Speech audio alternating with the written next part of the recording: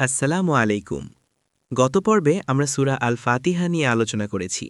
আজ আমরা কোরআনের একটি অত্যন্ত বিশেষ সূরায় পা রাখছি, যাকে রাসূল সাল্লাল্লাহু আলাইহি ওয়াসাল্লাম কোরআনের 1/3 সমতুল্য বলেছেন। সূরা আল ইখলাস, অর্থ বিশুদ্ধতা, একনিষ্ঠতা। এই সূরা কি আমাদের শিক্ষা দেয় আল্লাহ কে? শুরুতেই তেলাওয়াত শুনি।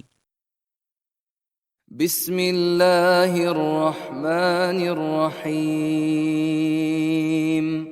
قل هو الله أحد الله الصمد لم يلد ولم يولد ولم يكن له كفوا أحد। মাত্র 4 আয়াত, অথচ তাওহীদের পূর্ণ বার্তা। কেন এই সূরা নাজিল হল? একবার মুশরিকরা রাসূল সাল্লাল্লাহু আলাইহি ওয়াসাল্লামকে বলল, আমাদের জন্য তোমার রবের বংশবৃত্তান্ত বর্ণনা করো। তিনি কিসের তৈরি? খান, পান করেন? অন্য বর্ণনায় ইহুদিরাও একই প্রশ্ন করেছিল। রাসূল 3 দিন চুপ রইলেন।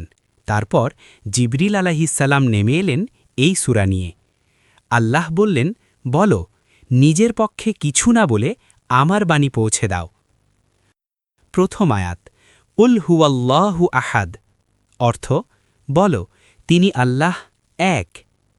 কুল, বলো, এটি আল্লাহের নির্দেশ। রাসূল নিজের পক্ষে কিছু বলেননি। হুয়া, তিনি, অদৃশ্যের সূচক, আমরা তাকে দেখি না, কিন্তু তিনি আছেন। আল্লাহ, তার সব গুণ একত্রিত এই নামে। আহাদ, এক, অনন্য। ওয়াহিদ ও আহাদের পার্থক্য জানেন? ওয়াহিদ মানে সংখ্যাগত এক, যার পরে 2 আসতে পারে। আহাদ মানে এমন এক যার দ্বিতীয় কেউ নেই। আল্লাহ আহাদ, তার মতো কেউ নেই, ছিল না, হবে না।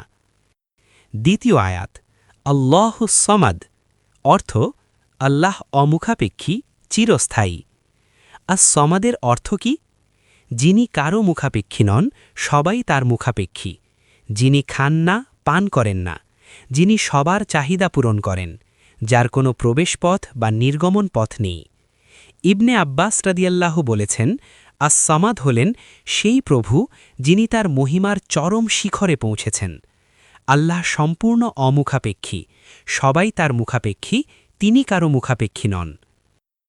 তৃতীয় আয়াত, লাম ইয়ালিদ ওয়ালাম ইউলাদ, অর্থ তিনি কাউকে জন্ম দেননি এবং তাকেও কেউ জন্ম দেয়নি। লাম ইয়ালিদ, আল্লাহর কোনো সন্তান নেই।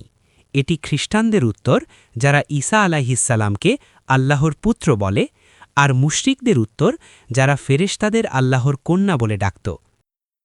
লাম ইউলাদ, আল্লাহর কোনো পিতামাতা নেই, কেউ তাকে সৃষ্টি করেনি, তিনি অনাদি ও চিরন্তন। রাসূল সাল্লাল্লাহু আলাইহি ওয়াসাল্লাম বলেছেন, যে কোনো সৃষ্টি জন্মায়, সে মরে, আর যে মরে সে উত্তরাধিকার রেখে যায়, কিন্তু আল্লাহ মরেন না, তিনি উত্তরাধিকার রেখে যান না। চতুর্থ আয়াত, ওয়ালাম ইয়াকুল্লাহু কুফুয়ান আহাদ, অর্থ আর তার সমতুল্য কেউ নেই। কুফু মানে সমান, তুল্য। এটি পূর্বের সব আয়াতের সারসংক্ষেপ। তিনি এক, আহাদ, তিনি অমুখাপেক্ষী, আস-সামাদ, তিনি সন্তান নেই ও তিনি কারো সন্তান নন, তার সমতুল্য কেউ নেই।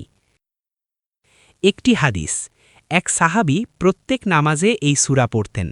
অন্যরা রাসূলকে জানালেন। রাসূল জিজ্ঞেস করলেন, কেন পড়ো? সাহাবী বললেন, আমি আল্লাহর এই গুণাবলী ভালোবাসি। রাসূল বললেন, আল্লাহ তোমাকে ভালোবাসেন। সূরার মর্যাদা ও শিক্ষা।